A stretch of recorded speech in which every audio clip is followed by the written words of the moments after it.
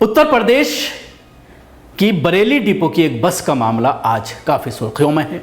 इस बस में दो मुसाफिर बरेली से सवार हुए दिल्ली के लिए।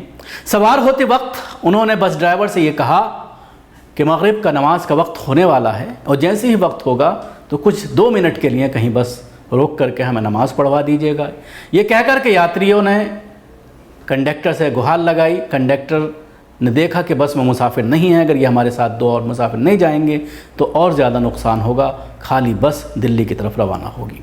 मजबूरन उसने ये कहा ठीक है आप नमाज़ पढ़ लीजिएगा। लेकिन इत्तेफाकन हुआ ऐसा कि कुछ यात्रियों ने यह कहा कि हमें पेशाब करना है। जब यात्री पेशाब करने के लिए उतरने लगे तो कंडक्टर ने इन दोनों मुस्लिम यात्रियों से ये कहा कि कुछ लोग पेशाब करने जा रहे हैं, आप जल्दी से अपनी नमाज भी निपटा लीजिए, नमाज भी आप पढ़ लीजिए। उसके बाद दोनों यात्रियों ने बस से आगे अपना कपड़ा या कोई चीज़ जो थी उनके पास बिछा करके नमाज अदा की, जिसका वीडियो कुछ लोगों ने बना लिया और वीडियो बनाने के बाद उसको सोशल मीडिया पर डालकर सवाल किया गया।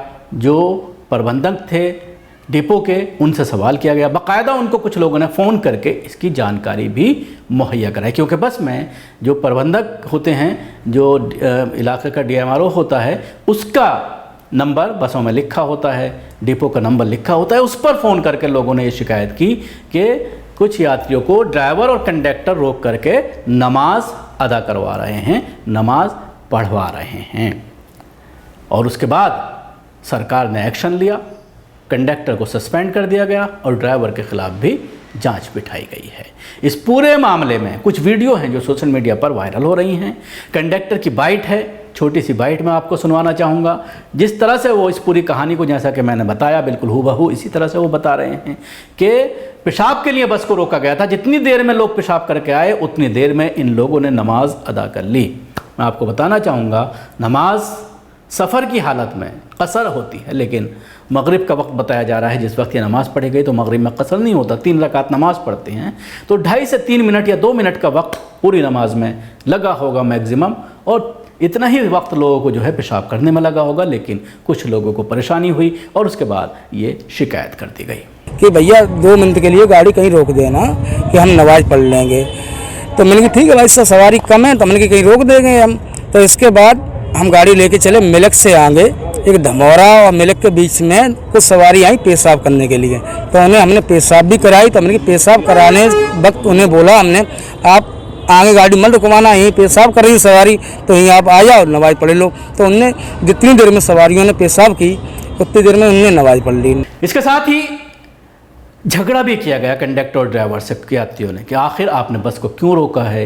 ये बहुत ही बेकार विजुअल हैं जिनको सही से नहीं दिखाई दे रहा है, लेकिन आवाज़ इस विजुअल्स में नज़र आ रही है, सुनाई दे रही है, जिससे आप अंदाज़ा लगा सकते हैं किस तरह से यात्री इसका विरोध कर रहे हैं और ड्राइवर और कंडक्टर उसकी सफाई किस तरह से दे रहे हैं। सरकारी गाड़ी है, कोई प्राइवेट गाड़ी नहीं है। वो बात में आपकी बात मार रहे हैं, ये कोई प्राइवेट गाड़ी नहीं है, ये सही नहीं है। उनमें चलो हम वो बात आपकी मारे, उनने पहले ही हमें बरेली में कह दिया था कि भैया आपने माना क्यों? आपने माना क्यों है बात? नहीं, बरेली में उन्होंने कहा कि 2 मिनट के लिए रोक 2 सवारी के लिए आप ये मान लोगे, बस रोको, ये मान लोगे। नहीं, ये कोई ज्यादा समय की बात ही नहीं है यार। भाई उनकी नमाज पढ़ रहे तो नमाज में यार क्या दिक्कत है यार आपको? यार हम भी यार हिंदू आदमी है, ऐसी हिंदू मुस्लिम वाली कोई बात थोड़ी है। ये हिंदू मुस्लिम वाली बात नहीं है, यहाँ कोई हिंदू मुस्लिम वाली बात। एक बात बताओ मुझे, नहीं सारी बात छोड़ो, यहाँ पे कुछ हादसा हो जाता है तो कौन जिम्मेवार है? सबसे बड़ी बात ये बताओ, यहाँ हादसा हो जाता है तो कौन जिम्मेवार है?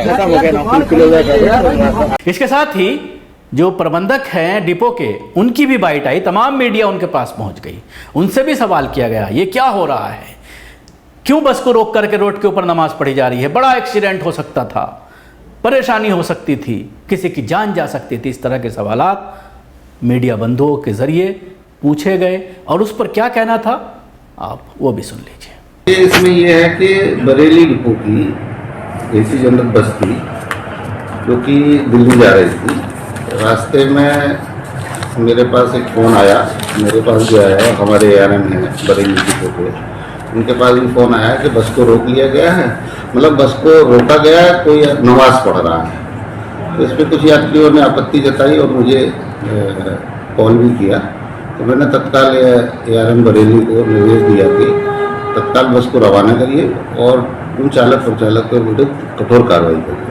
तो उन्होंने चालक नियमित था उसको सस्पेंड कर दिया है और परिचालक संविदा था उसकी संविदा समाप्त कर दी।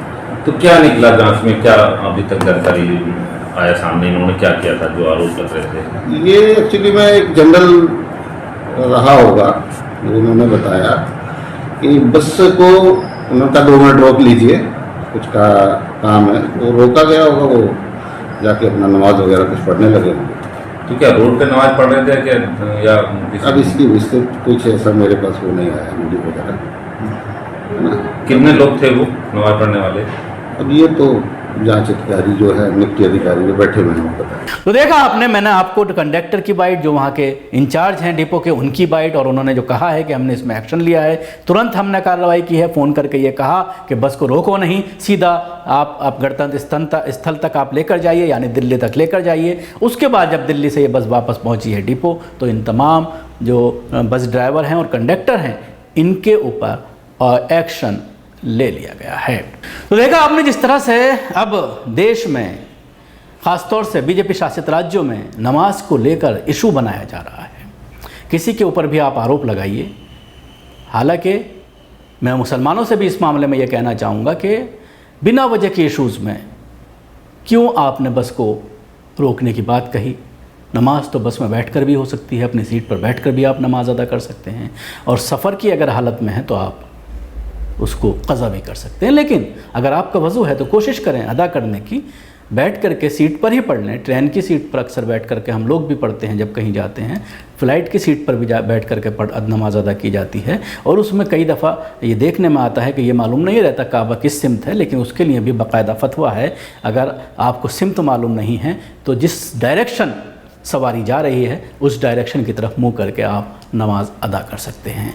तो जाहिर सी बात है, सारी सहूलियात होने के बावजूद आपको मालूम होगा कि नमाज जुम्मा मुसाफिर पर फ़र्ज़ नहीं है। वो इसीलिए नहीं है कि मुसाफिर जब सफ़र में होता है किस तरह से वो नमाज़ पढ़ेगा। अगर वो सरकारी किसी बस में, ट्रेन में, जहाज़ में सफ़र कर रहा है तो किस तरह से वो नमाज़ पढ़ेगा, इसलिए उसको जुम्मे की नमाज से छूट दी गई है मुसाफिर को। इसके अलावा रोज़ेदारों को छूट दी गई है। तो बहुत ही आसानियां हैं मज़हब में, जिसका इस्तेमाल करने की ज़रूरत है। जिस तरह के हालात देश में बने हुए हैं, तो बिना वजह किसी को ऐसा इशू देने की ज़रूरत नहीं है। क्या ज़रूरत थी बैठते टाइम उससे ये बात करने की कि हमें नमाज़ पढ़वा दीजिएगा। अगर कहीं वो ढाबे पर रुकती, बरेली से आप दिल्ली आ रहे हैं, गढ़ में बीच में सारी बसें रुकती हैं ढाबों पर और आधा घंटा रुकती हैं, आप नमाज अदा कर लेते, कोई परेशानी नहीं थी। बस में बैठकर भी नमाज अदा की जा सकती है। लेकिन बैठे बिठाए मुद्दे देना और कुछ लोगों की नौकरियां खा लेना, जिस तरह का माहौल है आप देख सकते हैं। हालांकि ड्राइवर और कंडक्टर दोनों गैर मुस्लिम हैं, लेकिन उनके जहनों में इस तरह की चीज़ नहीं है जो हिंदूवादी संगठनों ने बिठाई हुई हैं। यही वजह है कि बेचारा वो भोले भाले लोगों ने ये कह दिया कि हाँ हम रोक लेंगे। हालांकि रोका पेशाब के लिए, और उसके बाद नमाज अदा की गई, जिसका वीडियो वायरल हुआ, और उसके बाद आपने देखा कितना बड़ा इस मामले को इशू बना दिया गया। शुक्रिया। आपको हमारी कोशिश कैसी लगी ज़रूर बताएं। हमारे यूट्यूब चैनल को सब्सक्राइब करना ना भूलें। इसके साथ ही बेल आइकन जरूर दबाएं। अगर आप ये वीडियो फेसबुक पर देख रहे हैं तो पेज को लाइक करें, उसके साथ ही फॉलो भी करें।